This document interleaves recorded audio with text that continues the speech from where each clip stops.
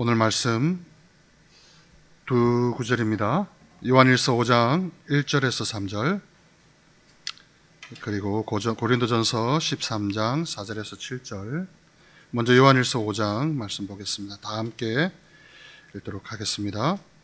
예수께서 그리스도이심을 믿는 자마다 하나님께로부터 난 자니, 또한 낳으신 이를 사랑하는 자마다 그에게서 난 자를 사랑하느니라. 우리가 하나님을 사랑하고 그의 계명들을 지킬 때에 이로써 우리가 하나님의 자녀를 사랑하는 줄을 아느니라. 하나님을 사랑하는 것은 이것이니 우리가 그의 계명들을 지키는 것이라. 그의 계명들은 무거운 것이 아니로다. 아멘. 자, 고린도전서 13장 4절에서 7절 말씀도 다 함께 읽어보겠습니다. 사랑은 오래 참고 사랑은 온유하며 시기하지 아니하며 사랑은 자랑하지 아니하며 교만하지 아니하며 무례히 행하지 아니하며 자기의 유익을 구하지 아니하며 성내지 아니하며 악한 것을 생각하지 아니하며 불의를 기뻐하지 아니하며 진리와 함께 기뻐하고 모든 것을 참으며 모든 것을 믿으며 모든 것을 바라며 모든 것을 견디느니라. 아멘. 진리와 함께 기뻐하는 사랑이라는 주제로 윤성은 목사님 나오셔서 말씀을 전해주시겠습니다.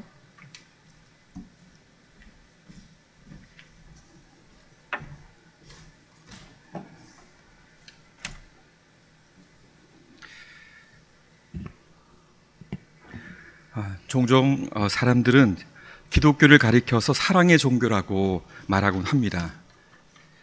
기독교의 하나님은 사랑의 하나님이시며 예수님은 바로 이런 사랑을 실천하기 위해 이 세상에 오신 분이라 이렇게 이야기를 하죠. 불교에는 뭐가 있습니까? 자비가 있죠. 그럼 유교에는 뭐가 있습니까? 인이 있습니다. 그렇다면 우리 기독교에는 사랑이 있다라고 이렇게 말을 하는 것이죠. 맞습니다. 우리가 굳이 종교라는 이름을 빌어온다면 기독교는 사랑의 종교입니다. 우리가 믿고 고백하는 신앙에서 사랑이라는 단어를 빼어버린다면 그것은 정녕 기독교가 아닐 것입니다. 기독교는 죄인인 우리를 아낌없이 사랑하신 하나님의 무한한 사랑이 나타난 종교이고, 창조주이고 구속주이신 존귀하신 하나님을 우리가 진심으로 마음을 다하여 사랑하는 종교입니다. 그래서 기독교는 사랑 그 자체다, 이렇게 이야기를 할 수가 있습니다. 그런데 여기 우리가 속기 쉬운 함정이 하나가 있습니다. 우리가 쉽게 빠질 수 있는 함정입니다. 그 함정이라는 것은 세상의 사랑과 하나님의 사랑을 혼동하는 것입니다. 세상의 사랑과 하나님의 사랑을 구별하지 못하는 것입니다. 사람들은 이렇게 말합니다. 그저 그냥 웬만하면 눈 좀 감아주지 그래. 뭘 그렇게 꼬치꼬치 따지려 들려 해? 기독교는 사랑 아니야? 기독교는 사랑인데 왜 그렇게 말씀하고 진리하면서 꼬치꼬치 따져드는지 모르겠어. 이렇게 얘기를 합니다. 또 다른 사람들은 이렇게 말합니다. 참아. 그냥 참으면 돼. 아무리 화가 나도, 아무리 꼴 보기 싫어도 기독교는 사랑인데 같이 따지고 들면 되겠어? 이렇게 얘기를 합니다. 그러면 자꾸 죄만 짓게 되니 죄 짓지 말고 그냥 기도해. 이렇게 얘기를 하죠. 그리고 웬만하면 그냥 다 잊어버려 라고 합니다. 이처럼 사람들은 보통 사랑이라는 것은 무엇이든지 눈 감아주는 것, 이렇게 생각합니다. 웬만하면 덮어줘야 한다는 것입니다. 그래서 사람들은 하나님의 말씀이나 진리를 말하면 그것은 사랑이 없는 메마른 행동이라고 여깁니다. 너무나도 까탈스럽다고 생각합니다.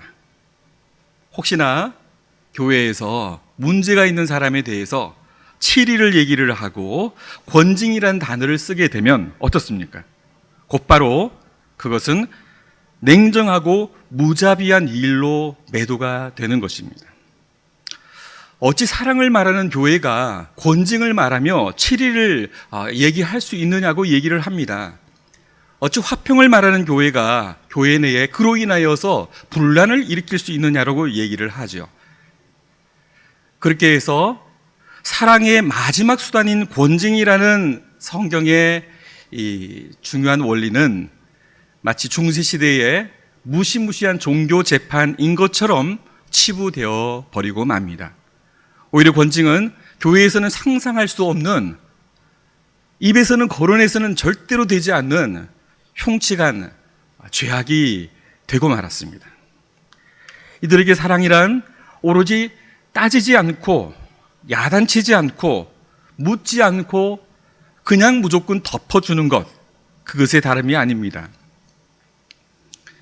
그저 교회는 사람들이 마음 편하게 왔다가 마음 편하게 돌아갈 수 있는 곳이면 그것으로 족합니다. 교회의 임무는 그런 것입니다. 괜히 머리 아프게 이것저것 지적하는 것은 결코 사랑이 아닌 것이죠. 시끄러운 것은 싫다라는 얘기입니다. 복잡한 것은 너무 부담스럽다라는 얘기예요. 그래서 우리 모두가 예배당 안에서만큼, 교회에서만큼은 편안하게 지나게 해 주십시오라고 얘기하는 것이 오늘 현대를 살아가는 교인들의 모습입니다. 결국 사랑은 무엇이 되고 맙니까? 좋은 게 좋은 것입니다. 하지만 우리는 이런 사실을 알아야 합니다. 우리가 거짓된 화평, 위장된 평화를 말하는 사이에 가장 중요한 것을 놓쳐버리고 있다는 사실을 말입니다. 그것은 다름 아닌 거룩과 순결입니다. 어느새 거룩은 상실되고 순결은 처참하게 짓밟혀지고 있습니다. 거룩한 하나님의 영광은 사라지고 거짓된 세상의 평화만 남습니다. 죄는 사랑이란 이름으로 너무나도 쉽게 지나쳐버립니다. 파렴치한 죄인들은 아무것도 따지지 않는 무제한의 사랑 덕택에 교회 안에서 승승장구합니다. 많은 사람들이 고통받고 아파하고 있는데도 정작 그 죄에 대해서 책임을 지는 사람은 아무도 없습니다. 또는 아무도 책임을 묻지 않습니다. 범죄는 있는데 그러나 죄인은 없는 현실입니다. 무엇 때문에?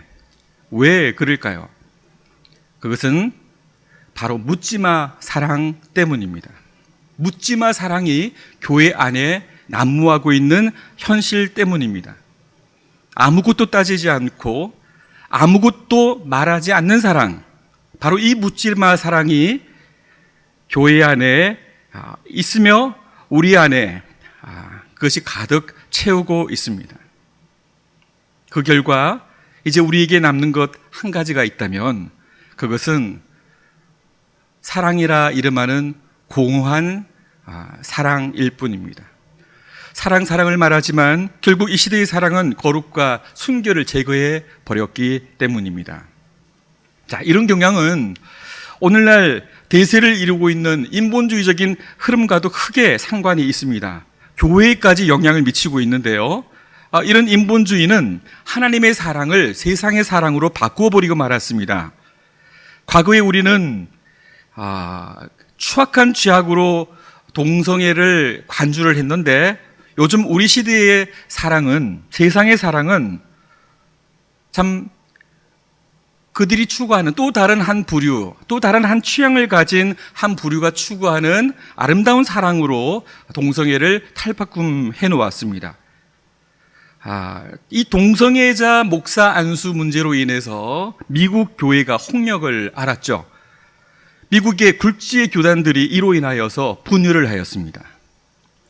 미국 장로 교단 중에 가장 큰 교단인 PCUSA 교단은 이 동성애를 수용하면서 동성애자 호모, 동성애자 레즈비언을 목사 안수를 주기 위하여서 교회 헌법을 이렇게 고쳤습니다.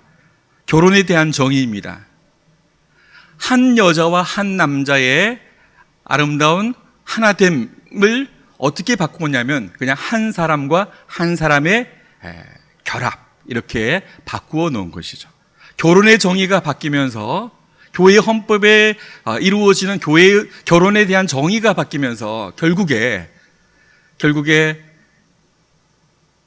교회 안에 동성애자를 목사를 안수를 주는 그런 상황들이 도래하게 된 것입니다. 이뿐입니까? 인본주의는 이전 시대에는 감히 상상할 수 없는 불륜마저도 용기 있는 여인네들의 아름다운 사랑이라고 그렇게 그려내고 있습니다. 오래된 영화지만 메디슨 카운티의 달이라는 영화를 보면 불륜인데 아름다운 로맨스 환타지로 그 불륜이 그려지고 있는 것을 우리가 보게 됩니다. 사랑이란 미명하에 자식에 대한 과잉 보호가 부모가 할 수 있는 우리 시대의 최상의 사랑으로 바뀌고 말았습니다. 요즘 대학생들은 중학교 4학년이라고 이름을 합니다. 제 아내가 대학에서 학생들을 가르치고 있는데 걸핏하면 애들이 머리 잡고 싸워요. 여자애들이 머리를 잡고 서로 싸우고는 바로 누구를 부릅니까? 경찰을 부릅니다. 그러면은 엄마도 오고 아빠도 오고 다 옵니다. 교수는 진술을 하러 파출소에, 경찰서에 가야 됩니다. 이런 상황들이 초래돼요. 무슨 일이 생기면은 쪼르르 어머니로부터 전화가 옵니다. 중학교 4학년인 그런 현실. 과잉보호는 사랑이라는 이름으로 우리 아이들을 그렇게 만들었습니다. 나아가 이 시대의 사랑은 종교와 진리까지도 무력하게 만들고 있습니다. 오늘날 모든 종교는 오히려 사랑 안에서 하나 되고 있습니다. 모두 모여라. 다원주의 사회에 있어서 종교는 사랑이라는 공동의 가치 하에서 다 같이 하나가 되기를 추구하고 있는 것입니다. 교리도 중요하지 않습니다. 우리가 믿는 바도 중요하지 않습니다. 함께 사랑의 이름으로 모이기를 독려하고 있는 것이죠. 거룩과 순결은 시대에 뒤떨어진 그런 유물쯤으로 여겨지고 이 시대의 진리를 외치는 것은 냄새나는 독선으로 그렇게 간주되고 있습니다. 마침내 모든 것을 뛰어넘는 것은 사랑이어야 합니다. 이러한 사랑이 우리 시대의 우상이 되고 최고의 미학이 되는 시대를 우리는 오늘 경험하고 있습니다. 사랑, 너무나도 중요합니다. 그런데 여기서 우리는 사랑이 무엇인지 바르게 바라볼 필요를 느끼게 됩니다. 과연 하나님의 사랑은 어떠한 것일까 하는 것이죠. 그래서 첫째로 우리는 하나님의 사랑과 세상의 사랑이 전혀 다르다는 사실을 살펴보아야겠습니다. 오늘날 대부분의 교회들이 범하고 있는 잘못이 바로 이 대목입니다. 제가 첫 번째로 드리고자 하는 주제는 바로 이것입니다. 하나님의 사랑이란 과연 무엇인가? 요한일서 2장 15절과 16절에서는 이 세상이나 세상에 있는 것들을 사랑치 말라. 누구든지 세상을 사랑하면 아버지의 사랑이 그 속에 있지 아니하니라. 사도 요한은 우리에게 무엇이라 권면하고 있습니까? 이 세상이나 세상에 있는 것들을 사랑하지 말라는 것입니다. 여기서 말하는 이 세상과 이 세상에 있는 것들은 죄악된 세상을 가리킵니다. 우리가 존경하고 또 우리가 따르기를 원하는 칼빈 선생은 이 세상과 세상에 있는 것들을 이렇게 이야기를 합니다. 거룩한 하나님의 나라와 분리되어 있고 영원한 생명과는 아무런 상관이 없는 모든 종류의 부패와 탐욕이 가득한 세상의 것들, 이렇게 설명을 하고 있습니다. 사도는 보다 분명하게 이것을 육신의 정욕과 안목의 정욕과 이생의 자랑이라 이렇게 묘사했습니다. 이 모든 것들은 성도가 마땅히 경계해야 할 세상의 것들입니다. 이 모두가 죄악된 것들이라는 것입니다. 자, 그런데도 하나님을 사랑한다면서 세상을 사랑하는 사람들이 있습니다. 하지만 하나님을 사랑한다면서 어찌 우리가 세상을 동시에 사랑할 수 있겠습니까? 하나님 나라의 거룩함을 추구하는 것이 어떻게 이 세상의 죄악과 불의를 추구하는 것과 함께 갈 수 있겠습니까? 사도는 그래서 단언적으로 얘기를 합니다. 누구든지 세상을 사랑하면 아버지의 사랑이 그 속에 있지 않다라고 말입니다. 이 문제에 관한 한 하나님의 말씀은 어떠한 양보도 없습니다. 한치의 물러섬도 있을 수 없습니다. 그래서 우리가 제 아무리 입술로는 하나님을 사랑한다라고 말하지만 행동으로 여전히 이 세상과 이 세상에 있는 것들을 사랑한다면 그것은 모순이 되는 것입니다. 그 사람의 마음속에는 결단코 하나님의 사랑이 없는 것입니다. 하나님의 사랑은 세상을 사랑하는 사람들에게는 있지 않다는 말입니다. 다른 말로 말하면 이런 사람들은 결단코 하나님의 자녀가 아니라는 얘기입니다. 이쯤 되면 마음에 두려움이 밀려옵니다. 나도 세상을 사랑하는데, 나도 때때로 세상을 사랑하는 마음이 있는데 하나님의 자녀가 아니라니. 하지만 염려하지 마십시오. 여러분이 하나님의 자녀라면 비록 연약하여 넘어질지라도 곧바로 하나님을 향하여 일어서게 될 것입니다. 하지만 그럼에도 불구하고 여전히 변함없이 이 세상 가운데 있는 자, 죄악 가운데 서 있는 자들은 아셔야 합니다. 결코 자신은 하나님의 자녀가 아니라는 것을 말입니다. 왜냐고요? 그리스도께서는 벨리알과 결코 함께 할 수 없기 때문입니다. 빛은 결코 어둠과 함께 할 수 없습니다. 정녕 여러분이 빛에 속한 자라면 결코 어두움에, 다음에 두 단어를 주목하십시오. 고의로 지속적으로 거하지는 않을 것입니다. 계속해서 죄 가운데 있지는 않을 것입니다. 하나님의 사람은 이 세상과는 함께 할 수 없는 사람이기 때문에 그렇습니다. 어두움에서 빛으로 옮겨졌기 때문입니다. 하나님의 사랑은 결단코 이 세상의 죄악된 것들과는 결코 함께 할 수 없는 사랑입니다. 자, 이제 두 번째로 살펴보고자 하는 것이 있습니다. 하나님을 우리가 사랑한다는 것은 무엇입니까? 자, 이거는 함께 우리 본문을 한번 찾아보도록 하죠. 성경 본문을 띄워주셔도 좋고요. 요한 1서 5장 3절을 우리가 다 함께 한 목소리로 한번 읽어보도록 하겠습니다. 요한 1서 5장 3절. 자, 다 함께 찾으셨으면 함께 읽겠습니다. 시작. 하나님을 사랑하는 것은 이것이니 우리가 그의 계명들을 지키는 것이라. 그의 계명들은 무거운 것이 아니로다. 아멘. 하나님을 사랑하는 것은 무엇입니까? 너무 추상적이고 모호하고 관념적으로 생각하는 경향들이 우리에게 너무 많이 있는 것 같습니다. 막연하게 하나님을 사랑하는 어떤 정서, 감정입니까? 성경은, 사도는 우리에게 이렇게 이야기를 하고 있죠. 그분의 계명을 지키는 것입니다. 그러니까 그분을 사랑한다라고 말을 하면서 그분의 뜻대로 행하지 하면 그것은 하나님을 사랑하는 것이 아닙니다. 우리가 아버지를 사랑한다라고 얘기를 하잖아요. 아버지, 저는 아버지를 정말 존경합니다. 저는 아버지를 너무너무 사랑합니다. 라고 얘기를 하는데 아버지가 원하는 것을 정반대로만 행동하고 있어요. 그러면 그것이 아버지를 존경하고 사랑하는 것이겠습니까? 그렇죠. 육신의 아버지에 대해서도 그렇다면 살아계신 하늘 아버지에 대해서는 어떠하겠습니까? 우리가 막연하게 하나님을 사랑합니다 라고 고백하는 것, 그것이 과연 하나님을 사랑하는 것일까요? 아니면 그분이 우리에게 명하시는, 바라시는 우리를 향한 그분의 뜻을 준행하는 것일까요? 그래서 사도는 하나님을 사랑하는 것은 굉장히 구체적이다라고 얘기를 하고 있어요. 하나님의 계명을 지키는 것입니다. 다른 일들이 아닙니다. 오직 하나님의 거룩한 계명을 지키는 것입니다. 종종 사람들은 하나님을 사랑하는 마음으로 열심히 예배에 참석하고 새벽마다 간절히 엎드립니다. 참으로 많은 일들을 기획하고 헌신하기도 합니다. 선교회별로 모여서 사업을 계획하고 다양한 프로그램들을 추진합니다.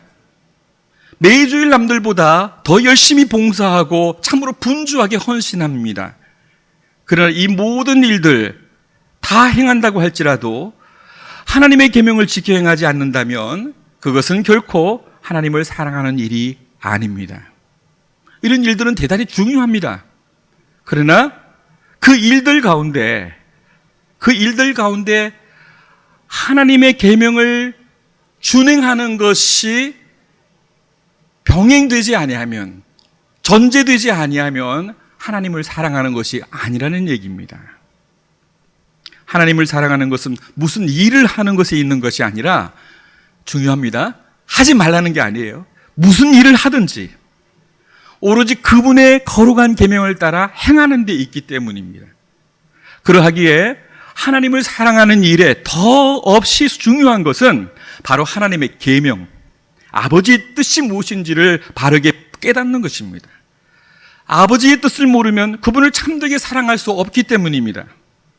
그래서 하나님을 사랑하는 일에 진리를 분별하는 일은 더없이 소중한 것입니다. 그래서 우리는 진리와 함께하는 사랑이라 우리 하나님 아버지의 사랑을 그렇게 정의하고 있습니다.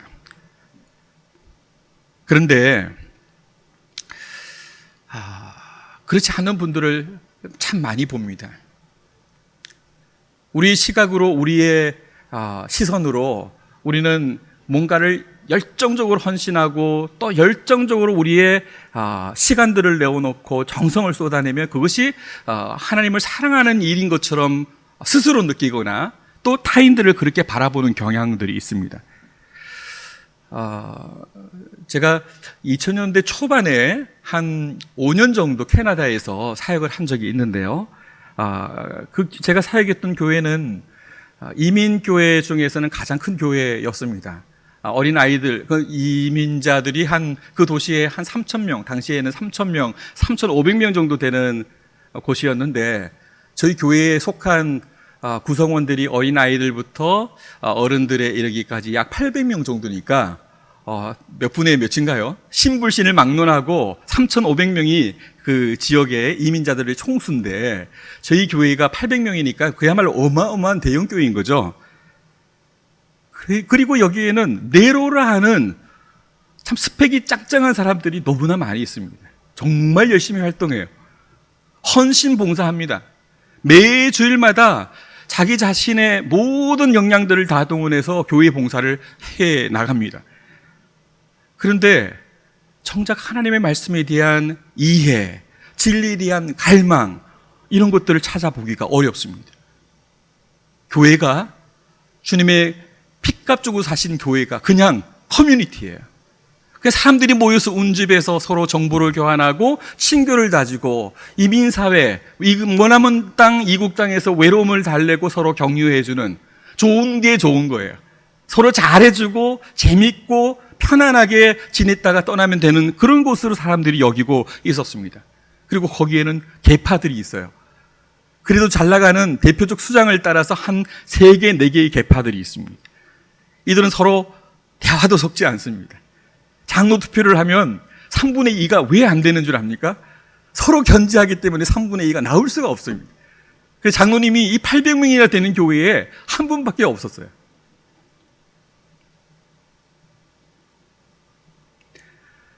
저와 저희 형님이 이제 청빙을 받아서 그곳에서 평신도 신학연구원을 세우고 개혁주의 신앙의 기초에서 성도들을 바르게 양육하기 위해서 봉사를 하기 시작을 했는데 이 목사들에 대한 공격도 여간 만만치 않습니다. 우리가 개혁주의 신앙의 기초에서 웨스트민스터 신앙고백서를 가르치고 화이델베르 유리문답을 가르치기 시작합니다. 그리고 칼뱅의 기독교 강요를 가르쳤습니다. 종교개혁사를 가르치기 시작합니다.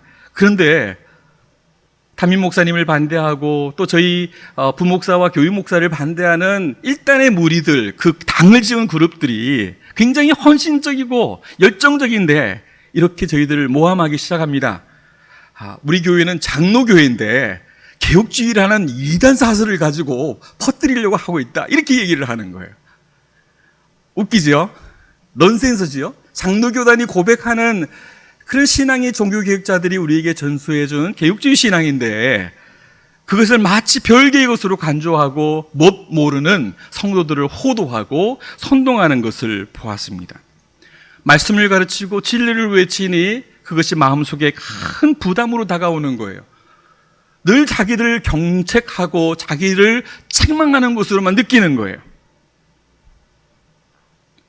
그런데 가만히 보니까 사도는 하나님을 사랑하는 일, 곧 그분의 계명을 지키는 일이 결코 무거운 일이 아니라고 말합니다. 요한일서 5장 3절을 보니까 그의 계명들은 무거운 것이 아니로다. 하나님의 계명이 참된 성도들에게는 결단코 무겁지 않다는 얘기입니다. 왜 그렇습니까? 왜 그렇습니까? 하나님이 나를 사랑하셨기 때문에, 죄로 인하여서 죽을 수밖에 없는 그야말로 존재의 절망의 끝자락에 있는 나를 그냥 값 주고, 피값 주고, 예수의 피값 주고, 아들의 피값 주고 나를 사셨기 때문에 그래요. 그 아낌없는 사랑을 우리가 경험했는데 우리가 하나님을 사랑하고픈 마음이 일어나지 않겠습니까? 그렇죠? 우리가 아버지의 사랑을 깊이 받으면 그 사랑을 절절하게 느끼는 자녀는 나를 향하여서 참 이 고생 다 하시는 아버지를 위해서 내가 어떻게 효도할까를 생각하지 않겠습니까? 그렇죠? 연애를 해보신 분들은, 아니면 중매를 하셔서도 상관없습니다. 남편이 아내를 그토록 지극하게 사랑하면 아내에게 정말 정성을 다해서 지극한 사랑으로 아내를 돌보고 섬기면 그 아내가 남편을 향하여서 기쁨으로, 즐거움으로 사랑의 수고를 하지 않겠습니까? 바로 그거예요. 그래서 율법, 하나님의 뜻을 행하는 것, 하나님의 계명을 지키는 것은 하나님이 나를 향한 사랑이 있고 내가 하나님을 향한 사랑이 있기 때문에 결단코 무거운 것이 아니라는 얘기예요. 그래서 다윗은 율법에 대해서 이렇게 얘기합니다. 율법은 꿀보다 더 달고 정금보다 더 사모할 것이며 내 마음을 즐겁게 하고 하나님께 회개하게 하며 영원한 생명으로 이끄는 것이다 라고 율법에 대해서 다윗이 묘사하고 있다고요. 아무리 우리의 육체가 방종하여 넘어질지라도 참된 성도는요, 하나님께 순종하지 않고서는 그 어디에서도 진정한 기쁨의 자락을 느끼지 못하기 때문에 우리의 육신은 연약하여 때로는 넘어지고 깊은 영적인 침체 속에서 고뇌하고 아파하는 그런 상황들이 있을지라도 다시 고개를 들어서 우리 살아계신 하나님을 바라보고 날 향한 그 무한한 사랑을 베푸신 그 하나님을 바라보면서 하나님 아버지를 사랑함으로 그분이 내신 계명을 따라 기쁨으로 즐겁게 그 길을 걸어가게 되는 것입니다. 그리고 그 일을 가능하게 하시는 분이 보혜사, 또 다른 보혜사로 우리 안에 이미 와 계시잖아요. 우리 안에 계시는 성령님께서 그 일을 하세요. 힘들고 어려울 때마다 우리의 비참한 지경을 깨닫게 하시고 그리스도 십자가 앞에서 우리의 존재됨을 보게 하셔서 성령께서 우리가 받은 은혜가 무엇이고 또 우리가 살아가야 할 산소망이 무엇인지를 알게 하셔서 하나님을 앙망하며 그 뜻을 준행하며 그 길을 긋도록 우리에게 도전하고 계신다는 사실을 우리가 기억합니다. 그래서 하나님의 계명을 지키는 것은 결코 무거운 것이 아닙니다. 자, 그렇다면 이제 세 번째 주제, 마지막 주제로 들었습니다. 하나님의 자녀들을 사랑하는 것은 무엇일까요? 다시 말해서 우리가 서로 사랑하는 것, 서로 사랑한다는 것은 무엇을 의미합니까? 이것이 바로 제가 살펴보고자 하는 세 번째 주제입니다. 사도는 말합니다. 자, 함께 읽어보실래요? 요한일서 5장 2절을 다 함께 읽어보겠습니다. 요한일서 5장 2절 우리 한우리 성도님들과 함께 다 함께 합심해서 읽어보도록 하겠습니다. 시작. 우리 사랑하고 그의 계명들을 지킬 때에 이로써 우리가 하나님의 자녀를 사랑하는 줄을 아느니라.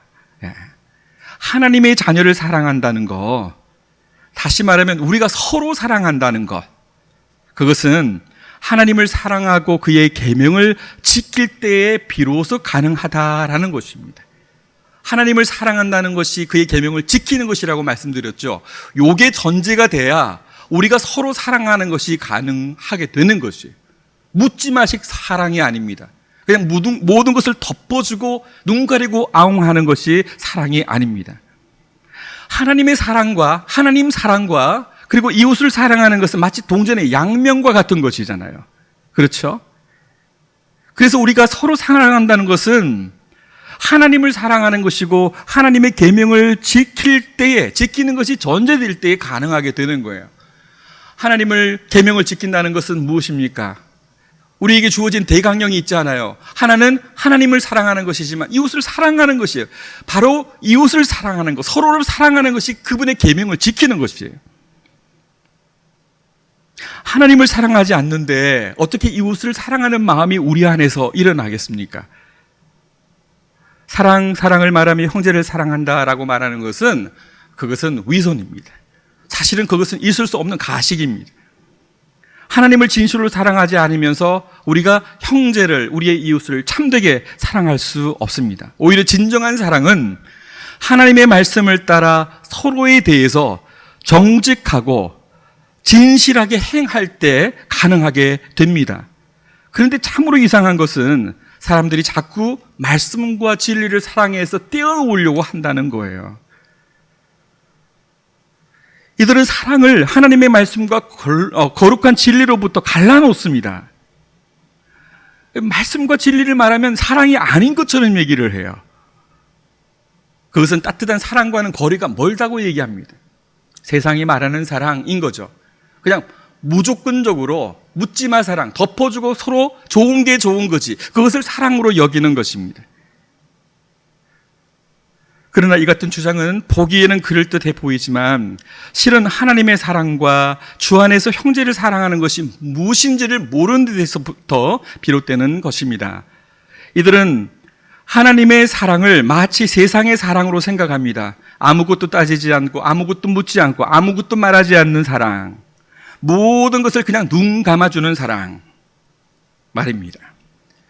속으로는, 내적으로는 죄악으로 인하여서 문드러져 가고 내 마음에 저를 향한 미움과 질투가 솟구쳐 오르고 그를 향한 비방과 음해가 내 안에 넘쳐나는데도 불구하고 만나면 그냥 웃어요. 그리고 샬롬, 평강 이렇게 얘기합니다. 그것이 과연 사랑일까요? 교회 내에 영적인 질서가 파괴되고 교회 안에 참으로 숨겨져 있는 죄악들이 움트고 있는데 그럼에도 불구하고 그러한 죄의 문제를 간과하고서 우리가 서로 사랑을 외치고 있다면 과연 그것이 진심으로 서로를 사랑하고 있는 것이겠냐는 얘기입니다. 이 세상의 사랑, 묻지마 사랑, 바로 이것이 교회를 지배하고 있는 순간입니다.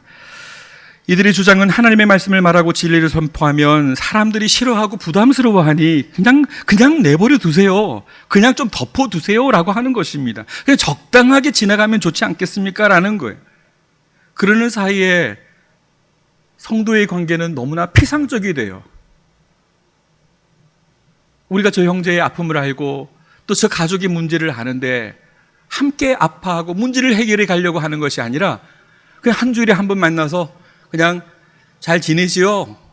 한마디 던지고 가는 거예요.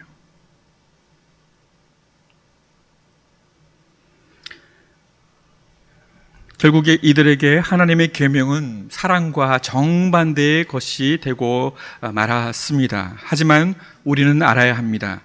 하나님의 자녀를 사랑한다는 것, 우리의 형제를 사랑하고 우리의 이웃을 사랑한다는 것, 그것은 하나님을 사랑하고 그분의 계명을 지킬 때 비로소 가능하다는 것을 말입니다.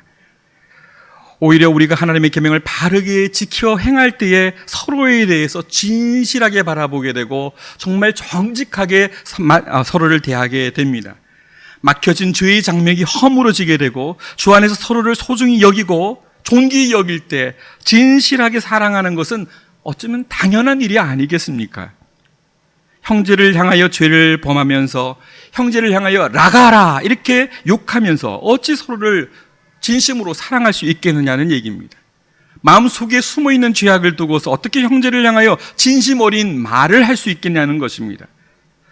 우리 안에 있는 죄악으로 점철된 이 자존심이 무너지지 않고서는 하나님과 형제 앞에서 진실로 회개하고 용서를 구하지 않고서는 결단코 형제를 사랑할 수 없음을 우리는 기억해야 합니다. 그리스도 안에서 한몸된 교회의 거룩한 영적 질서를 무너뜨리면서도 다른 이들의 뒤에서 헐뜯고 비방하며 중상모략을 하면서도 어떻게 그 형제를 사랑한다 말할 수 있겠습니까? 형제를 사랑하는 것은 하나님의 계명을 지켜 행할 때 비로소 가능한 것입니다. 뒤에서는 모함하고 음해하면서 겉으로만 애써 웃음을 짓는 것으로, 그것으로는 서로가 가련하고 불쌍한 존재로 전락되는 것입니다.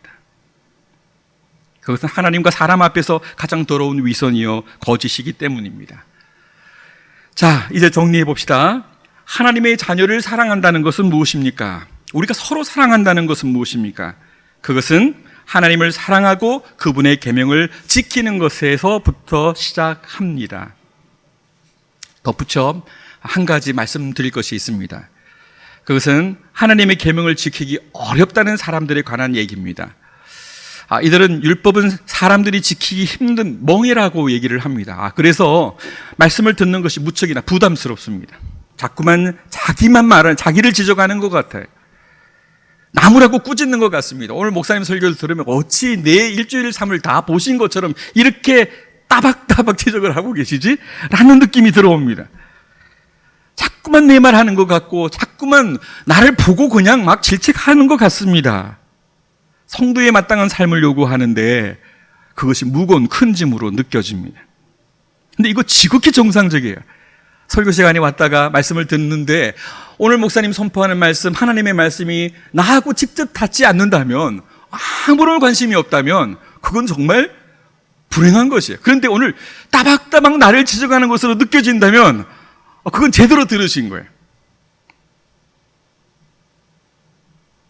그런데 어렵다, 힘들다라고 하는 사람들은 그냥 그게 무거운 짐으로 다가와요. 가벼워야 할 하나님의 계명인데 너무 무겁게 느껴지고 있는 거예요. 그러나 오늘 우리 주님께서 하시는 말씀을 우리는 듣습니다. 수고하고 무거운 짐진 자들아, 다 내게로 오라. 내가 너희를 쉬게 하리라. 나는 마음이 온유하고 겸손하니 나의 멍에를 메고 내게 배우라. 그러면 너희 마음이 힘을 얻으리니 이는 내 멍에는 쉽고 내 짐은 가벼우니라. 내 멍에는 쉽고 내 짐은 가볍다라고 우리 주님께서 말씀하고 계십니다. 그런데 왜 이들에게는 이렇게 하나님의 말씀이 무겁게 느껴만 집니까? 그 이유는 단 한 가지입니다. 아버지의 사랑을 경험한 적이 없어서 그래요. 애초에 예수의 새 생명이 없기 때문에 그래요. 종교적 신앙은 가지고 있는데, 모양은 있는데, 문의는 있는데 실질이 없어서 그래요. 전 그런 경우를 이민교회에서 너무나 많이 봤습니다. 수십 년 신앙의 관록을 자랑하고 집사고 때로는 장로인데도 불구하고 자신의 그런 열정과 헌신의 모습들을 막 드러내기를 참 주저하지 않는데, 그런데 하나님의 말씀을 선포할 때는 낯을 피해요. 종교적인 분주함은 있지만 내면의 진실함이 없는 사람들을 많이 봤습니다. 마치 바리새인들과 같습니다. 그들은 거부합니다. 복음이 선포되면 그곳에서 다 꼬꾸라집니까? 아니에요. 복음이 선포되어지면 주의 택한 백성들은 꼬꾸라지고 나옵니다만은 마치 사두개인들과 바리새인들 어떻습니까? 예수님 앞에서도, 살아계신 하나님의 아들 바로 뒤에서도 그들은 이를 갈았어요. 어떻게 하면 죽일까? 예수님이 능력 없는 분이십니까? 아니에요. 하나님의 말씀이 선포되어질 때에 이러한 자들은 오히려 이를 갈아요. 그리스도의 새 생명을 소유하지 못한 자이기 때문에 그렇습니다. 원초적으로 하나님의 말씀이 내게 부담이 되고 무거운 짐으로 다가온다면 나의 신앙이 종교적 신앙인지 아니면 그리스도 앞에서 인격적으로 거듭난 참된 신앙인지를 스스로 돌아볼 필요가 있습니다. 하지만 여러분들에게 위로를 전합니다. 참된 성도들도 그런 부담감을 가질 수 있다는 거예요. 우리가 장성한 어른이 아니기 때문에 그렇습니다. 때로는 영적인 침체 가운데 깊이 떨어질 때 그러합니다. 성도들에게 마땅한 영적인 부담감들은 말씀을 들을 때 다가오는 거예요. 그건 지극히 정상적인 거예요. 그러나 그것은 그리 오래 가지 않습니다. 참된 성도는 계속해서 그런 부담감을 가지지는 않습니다. 그들은 오히려 무거운 짐을 우리 주님께서 벗겨주시고 우리 안에 성령을 통하여서 복음의 이 놀라운 감격들을 누리게 하셔서 다시 한번 아버지의 사랑을 깨닫고 그분을 사랑함으로 그 길을 걸어갈 수 있도록 하신다는 사실을 보고 있습니다. 그래서 때때로 넘어질지라도 오뚜기처럼 다시금 불뚝불뚝 일어나게 되는 것입니다. 이제 말씀을 맺겠습니다. 말씀을 맺으며 우리 자신을 돌아봅니다. 하나님의 이 거룩한 사랑 앞에서 우리 자신은 어떠합니까? 많은 사람들이 교회를 위하여 염려하고 기도합니다. 그렇습니다. 이 모든 것들은 참으로 소중한 것들입니다. 하지만 우리는 사랑을 촉구하시는 하나님 앞에서 정직해야 합니다. 우리의 사랑이 묻지마 사랑인지,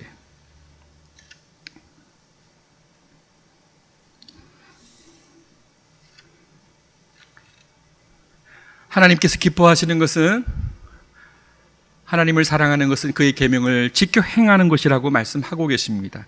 그리고 그분의 계명을 지켜 행할 때 우리가 서로 사랑할 수 있다라고 우리에게 선포해 주고 계십니다. 우리 교회 안에 사랑이 필요하다라고 이야기할 때 우리가 하나님 앞에, 그분의 진리 앞에 견고하게 서 있는지를 돌아보아야 합니다. 그분 앞에 진실로 견고하게 서 있을 때에 십자가를 통하여서 우리에게 다가오신 하나님의 놀라운 사랑들을 우리가 경험할 수 있습니다. 그리고 그 사랑을 통하여 형제를 바라보고 내 이웃을 향하여 다가설 수 있습니다. 하나님의 계명을 지켜 행하는 것이 바로 참된 사랑이기 때문입니다. 그래서 고린도전서 13장에서는 우리에게 이렇게 사랑을 다시 한번 확인해 주고 있습니다. 사랑은 불의를 기뻐하지 아니하며 진리와 함께 기뻐하는 것이다. 바로 이것이 하나님께서 기뻐하시는 사랑입니다. 이 사랑이 저와 그리고 사랑하는 한우리 교회 온 성도들 가운데 참으로 놀랍게 풍성하게 넘쳐나기를 주님의 이름으로 축복드립니다. 기도하겠습니다. 하나님 아버지 감사드립니다. 주의 사랑을 기억합니다. 우리를 향하여 다가오셨던 하늘의 놀라운 사랑들을 우리가 다시 한번 확인하고 또 확인합니다. 하나님이 먼저 우리를 사랑하여 주셨기 때문에 우리 또한 하나님을 사랑할 수 있음을 고백합니다. 우리가 하나님을 사랑하니 아버지의 뜻을, 아버지의 계명을 지켜 행하기를 원합니다. 그리고 그 뜻을 따라 우리의 형제를, 우리의 이웃을 우리가 서로 사랑하기를 소망합니다. 그 놀라운 하늘의 사랑이 우리 하늘의 교회 가운데 풍성하게 넘쳐날 수 있도록 하나님 복을 내려 주옵소서. 이 모든 말씀을 살아계신 예수 그리스도 이름으로 기도드리옵나이다. 아멘.